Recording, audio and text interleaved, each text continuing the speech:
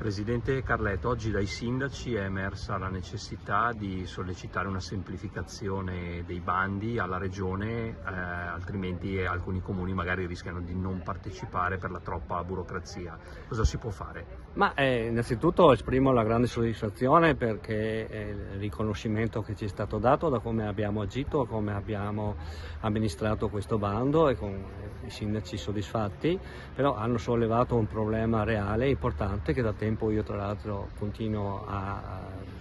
portare avanti anche a livello regionale con gli altri GAL, che è la complessità dei bandi, sempre più pratiche da istruire, sempre più burocrazia, dove purtroppo le problematiche all'interno dei comuni con le difficoltà di personale che hanno non riescono più a ottemperare, quindi c'è questa grande sollevazione, diciamo così, e questa grande richiesta di poter agire nei confronti della Regione Veneto per semplificare al massimo questi bandi.